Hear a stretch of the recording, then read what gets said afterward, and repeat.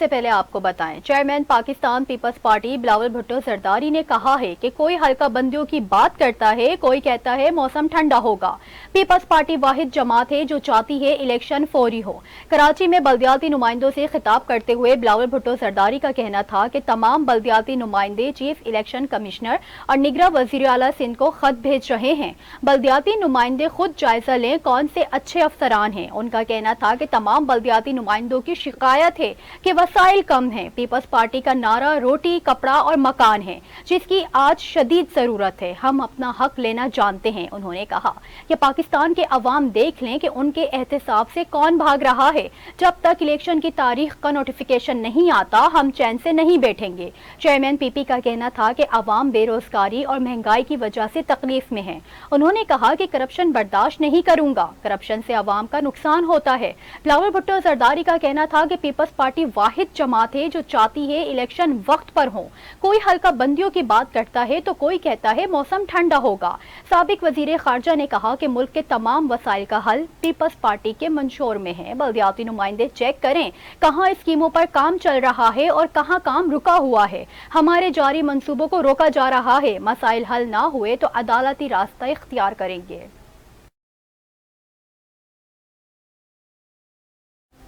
آگے بڑھیں اور آپ کو بتائیں نگراں حکومت نے ایک بار پھر سے بجلی کی قیمتوں میں اضافہ کر دیا۔ رپورٹس کے مطابق حکومت پاکستان نے سہ ماہی ایڈجسٹمنٹ کی مد میں بجلی 3 روپے 28 پیسے مہنگی کرنے کا نوٹیفیکیشن جاری کر دیا ہے۔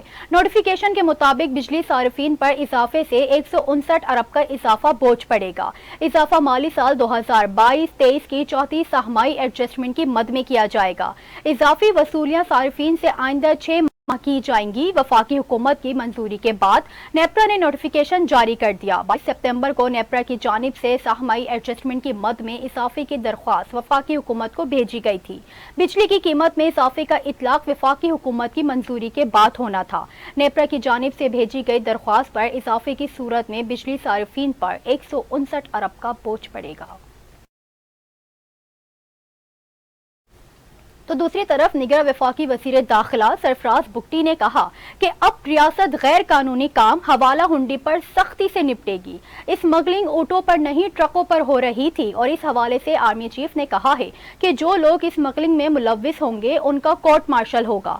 سرفراز بگٹی کا اپنی پریس کانفرنس میں کہنا ہے کہ حوالہ ہنڈی کا کاروبار کرنے والوں کو کوئی جگہ نہیں ملے گی۔ ہم نے 1 ماہ میں اسمگلنگ کے خلاف کوششیں کی، قانونی کام کرنے والوں کی حوصلہ افزائی کر رہے ہیں۔ انہوں نے بتایا کہ اب تک کی کارروائی میں 8000 میٹر ٹرک ٹن چینی برآمد کی گئی۔ سرفراز بگٹی نے کہا کہ پیٹرول میں ملاوٹ اور مقدار میں کمی پر پیٹرول پمپ کے خلاف کارروائی ہوگی۔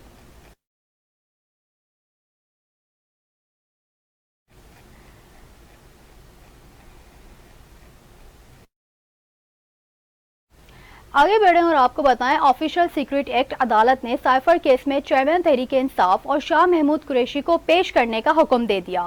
سائفر کیس میں آفیشل سیکریٹ ایکٹ عدالت نے سپرنٹینڈنٹ اٹیالہ جیل کو چیئرمین پی ٹی آئی اور شاہ محمود قریشی کو 4 اکتوبر کو پیش کرنے کا حکم دے دیا۔ سائفر کیس کا چلان جمع ہونے کے بعد جج ابو الحسنات ذوالقرنین نے نوٹس جاری کرتے ہوئے کہا کہ گواہان کے بیانات ملزمان کو نوٹس جاری کرنے کے لیے کافی ہیں۔ عدالت نے قرار دیا کہ چیئرمین پی ٹی آئی اور شاہ محمود قریشی اڈیالہ جیل میں قید ہیں۔ دونوں کی عدالت پیشی کے حوالے سے سپرنٹینڈنٹ اڈیالہ جیل کو نوٹس جاری کیا جاتا ہے۔ عدالت نے پی ٹی آئی وکیل خالد یوسف کی جانب سے دائر سائفر کیس کی نقل فراہم کرنے کی درخواست منظور کر لی۔ عدالتی عملے کا کہنا ہے کہ چلان کی نقل پرسوں فراہم کر دی جائے گی۔ آگے بڑھیں اور آپ کو بتائیں پیپلز پارٹی رہنما سابق وزیر اعظم سید یوسف رضا گیلانی نے کہا کہ جمہوریت ہر پارٹی اور شہری کا حق ہے لیکن شر پسندوں کا نہیں۔ یوسف رضا گیلانی نے میڈیا سے گفتگو کرتے ہوئے کہا کہ وہ لوگ جمہوریت میں نہیں آتے جو پاکستان کے املاک پر حملہ ور ہوئے۔ انہوں نے کہا کہ لیول پلینگ فیلڈ کا مطلب یہ نہیں کہ پاکستان کے مفادات کے خلاف جائیں۔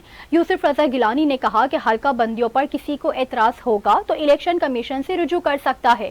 انہوں نے کہا کہ جنوری میں انتخابات پر صرف مولانا فضل الرحمان نے اعتراض کیا ہے۔ یوسف رضا گیلانی نے مزید کہا کہ ہم نے قبائل سے بات چیت کی، آپریشن بھی شروع کیا۔ افغانستان کے 3.5 ملین مہاجرین ابھی تک یہاں ہیں۔ انہوں نے یہ بھی کہا ہے کہ نیشنل ایکشن پلان تمام جماعتوں نے مل کر تیار کیا ہے۔ आगे बढ़ें और आपको बताएं, इस्लामाबाद हाई कोर्ट ने चेयरमैन पीटीआई की जमानत की 9 दरख्वास्तें बहाल करने की इस्तदा पर फैसला महफूज कर लिया। चीफ जस्टिस आमिर फारूक और जस्टिस तारिक महमूद झांगरी ने चेयरमैन पीटीआई की दरख्वास्तें बहाल करने की इस्तदा मंजूर कर ली।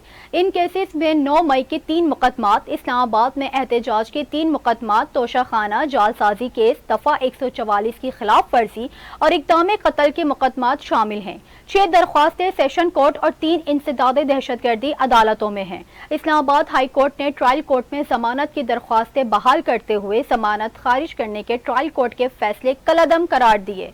हाई कोर्ट ने जमानत की दरख्वास्तें बहाल करते हुए ट्रायल कोर्ट को दोबारा समाअत का हुक्म दिया। पाकिस्तान आलमी बैंक से कर्ज लेने वाला सबसे बड़ा मुल्क बन गया। एक रिपोर्ट के मुताबिक साल 2023 में पाकिस्तान ने इंटरनेशनल डेवलपमेंट एसोसिएशन प्रोग्राम के तहत 2 अरब 30 करोड़ डॉलर्स का कर्ज लिया, जबकि एडीसी सैलाब मुतासरीन को 1 अरब 70 करोड़ डॉलर्स की इमदाद फराहम की गई। रिपोर्ट के मुताबिक सैलाब मुतासरीन को मकानात की तामीर और फसलों के लिए इमदाद दी गई। सैलाब मुतासरीन को तालीम और सेहत के शोबों के लिए इमदाद दी गई। एडीसी के जरिए पाकिस्तान को बजट सपोर्ट के लिए 1 अरब डॉलर्स फराहम किए गए। रिपोर्ट में बताया गया है कि पंजाब में मौसमियाती तब्दीलियों का मुकाबला करने के लिए 20 करोड़ डॉलर का प्रोग्राम शुरू किया गया। बात करते हैं फैजाबाद धरने की, तो सुप्रीम कोर्ट ऑफ पाकिस्तान ने फैजाबाद धरना नजरसानी केस की 28 सितंबर की समाअत का हुक्मनामा जारी कर दिया। अदालत का कहना है कि कुछ दरख्वास्त गुजारों की अदम हाजिरी पर उन्हें एक और मौका दिया जाता है। हुक्मनामे में कहा गया है कि अटॉर्नी जनरल ने कहा, वजारत दिफा नजरसानी दरख्वास्त पर मजीद कार्रवाई नहीं चाहती। AB, पैमरा, PTI ने भी नजरसानी दरख्वास्तें वापस लेने की इस्तदा की। दरख्वास्त गुजार शेख रशीद के लिए नया वकील करने की मजीद मोहलत की इस्तदा की गई, जबकि दरख्वास्त गुजार एजाजुल हक ने फैसले के पैराग्राफ नंबर 4 पर एतराज उठाया। तहरीरी हुक्मनामे में मजीद कहा गया है कि दौरान समाअत केस से मुतालिक 4 सवालात उठाए गए। पहला सवाल, तवील वक्त गुजारने के बावजूद नजरसानी दरख्वास्तें क्यों मुकर्रर नहीं हुई। दूसरा सवाल, नजरसानी दरख्वास्तें वापस लेने के लिए एक साथ मुत्तफरिक दरख्वास्तें क्यों आईं। तीसरा सवाल, क्या आईनी और कानूनी इदारे का नजरसानी दरख्वास्तें वापस लेने का फैसला आजादाना है। चौथा सवाल, क्या फैजाबाद धरना केस के फैसले पर अमल दरामद हो गया है। आगे बढ़े और आपको बताएं, निगरां वफाकी वजीर इत्तलात मुर्तजा सोलंकी कहते हैं, मौलाना फजलुर रहमान एक बड़ी जमात के रहनुमा हैं। मौलाना फजलुर रहमान का बयान इलेक्शन कमीशन ने देख लिया होगा, वही इसका मुनासिब जवाब देंगे। मीडिया से गुफ्तगू में कहा, इंतखाबात की इनेकाद की जिम्मेदारी इलेक्शन कमीशन की है, हम इलेक्शन कमीशन की मुआवनत करने के जिम्मेदार हैं। नवाज शरीफ की वापसी का निगरां हुकूमत से कोई ताल्लुक नहीं। मुर्तजा सोलंकी ने मजीद कहा, चीन और पाकिस्तान के ताल्लुकात सदाबहार हैं और उनका मुस्तकबिल बहुत शानदार है। परवेज इलाही को घर न पहुंचाने पर डीआईजी ऑपरेशंस और डीआईजी इन्वेस्टिगेशन ने माफी मांग ली। लाहौर हाई कोर्ट में परवेज इलाही को बाहिफाजत घर न पहुंचाने पर तौहीन अदालत की दरख्वास्त की समाअत हुई। डीआईजी ऑपरेशंस और डीआईजी इन्वेस्टिगेशन ने जवाब लाहौर हाई कोर्ट में जमा कराते हुए अदालत से गैर मशरूत माफी मांग ली। दोनों अफसरान ने जवाब में कहा कि परवेज इलाही की गिरफ्तारी इस्लामाबाद पुलिस की जानिब से की गई और इस्लामाबाद की जुडिशल मजिस्ट्रेट ने परवेज इलाही के वारंट गिरफ्तारी जारी किए। परवेज इलाही के मामले में किसी किस्म की कोई बदनीयती शामिल नहीं। परवेज इलाही की अहलिया केसरा इलाही ने तौहीन अदालत की दरख्वास्त दायर कर रखी है। लाहौर हाई कोर्ट पिंडी बेंच ने पुलिस को 1 हफ्ते में शेख रशीद को पेश करने का हुक्म दे दिया।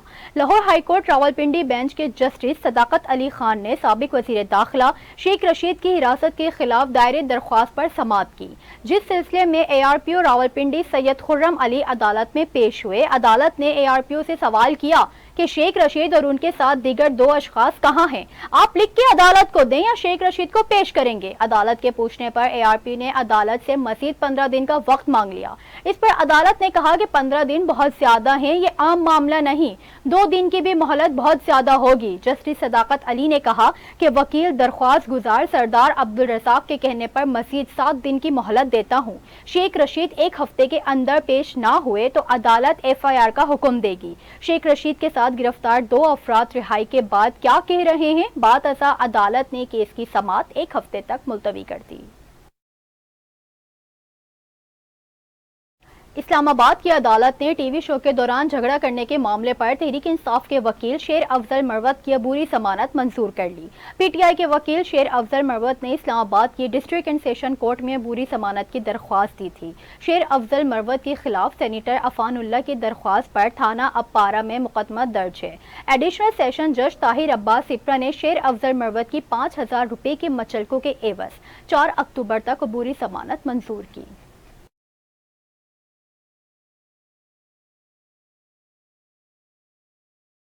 نیوز اسٹوڈیو سے فی الوقت اتنا ہی۔ مزید خبروں اور اپڈیٹ کے لیے دیکھتے رہیے اردو نیوز نیٹ ورک۔